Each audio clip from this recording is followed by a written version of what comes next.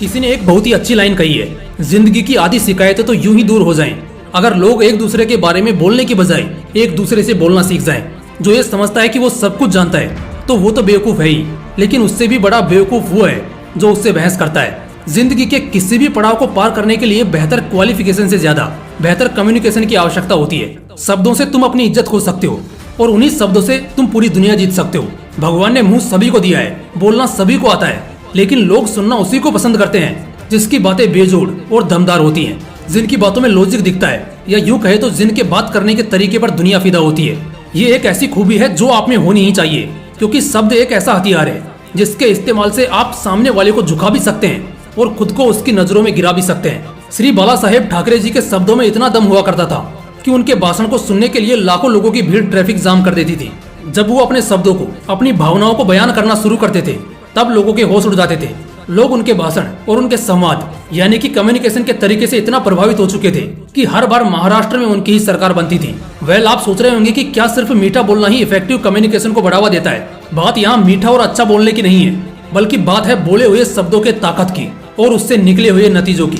आप जो बोलते हैं उसकी वैल्यू कितनी है ये आपके एक्शन से समझ आता है और इसी से आपकी कद्र, आपकी वैल्यू और आपका नाम बढ़ता है। वेल, आज के इस वीडियो में हम बात करने के तरीकों को समझेंगे जिससे आप कुछ भी हासिल कर सकते हो। तो चलिए कुछ पॉइंट्स के साथ इसे जानते हैं। Point number 1, always be real and underrated. एक स्मार्ट इंसान की पहली खूबी ये होगी कि वो कभी भी खुद को बड़ा चढ़ाकर नहीं बताएगा, एकदम रियलिस्टिक और लॉजिक्स के साथ बात करेगा। इसलिए आप जब भी किसी से मिलो, चाहे वो पहली बार हो या बार बार हो, खुद के बारे में ढींगे नहीं आंकने हैं, खुद की तारीफ नहीं करनी है, बड़े बोल नहीं बोलने हैं। अगर आप ऐसा करते हैं तो इसका सबसे बड़ा साइड इफेक्ट ये होगा कि लोग आपको सुनना कम कर देंगे और आपसे दूरी बनाने की कोशिश करेंगे।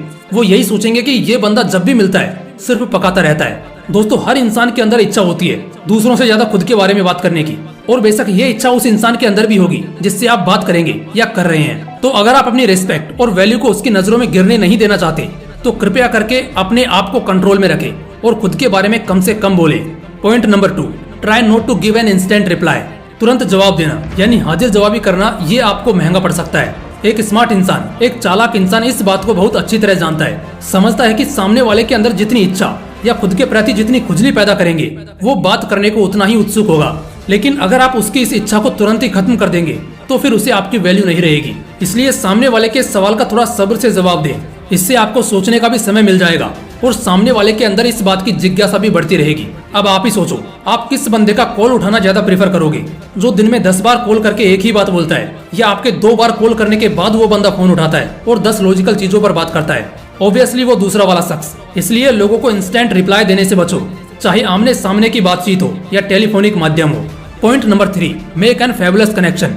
अक्सर हम वही रहना पसंद करते हैं जहां हमें कंफर्टेबल और गुड वाइब्स आती हैं। लाइक अगर आप किसी भूतिया फिल्म के सेट पर हैं तब आपका दिमाग कुछ भी पॉजिटिव नहीं सोच पाएगा, बल्कि जितना हो सके उतना आपको डराएगा और कुछ अनहोनी होने के सिग्नल पॉइंट करेगा। ठीक इसी तरह जब आप किसी सुंदर से गार्डन में बैठे होंगे जहां आप सामने तालाब में मछलियों को उछलते देखोगे, चिड़ियों को चहचहाते देखोगे, तो वहां पर आपका दिमाग स्ट्रेसफुल कंडीशन में भी पॉजिटिव फीडबैक देगा। ऐसा सिर्फ जगहों के साथ नहीं होता है, बल्कि इंसानों के साथ भी होता है। साइकोलॉजी कहता है कि जब भी हम किसी शख्स के बारे में बात करते हैं, या तो उस शख्स की बातें हमें बहुत पसंद आती हैं, या तो हमें उस बंदे की बातें बिल्कुल पसंद नहीं आती। और ठीक ऐसा ही इमेज आपके दिमाग में उस शख्स के लिए बनने लगता है। इसलिए आपको अपनी बातों से सामने वाले को सेफ और सिक्योर कनेक्शन फील कराना होगा।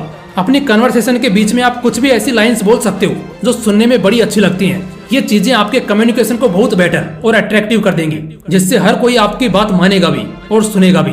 Point number 4, expression, reaction and body language in one flow.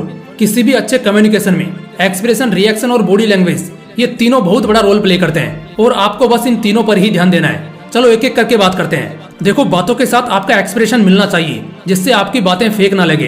Positive बातों में हल्की स्माइल और किसी आउट ऑफ द बॉक्स वाली बात, जैसे कोई अफवाह या कोई घटना का जिक्र होते वक्त एक्सप्रेशन को थोड़ा लो रखो।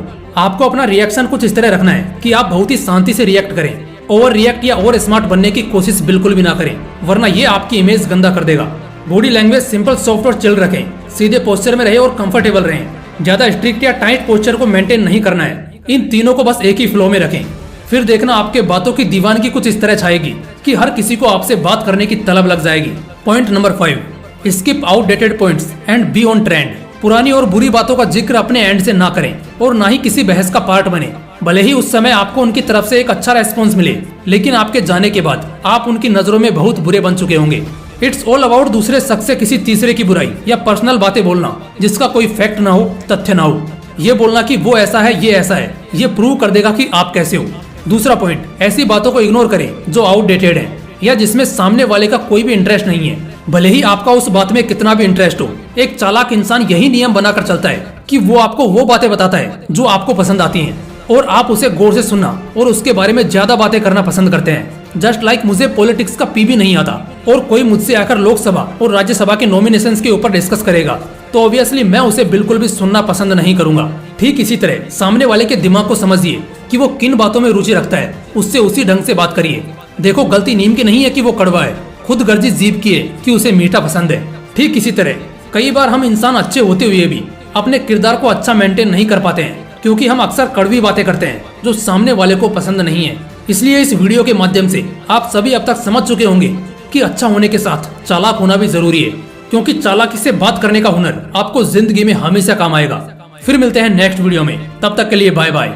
जय हिंद, वंदे मातरम।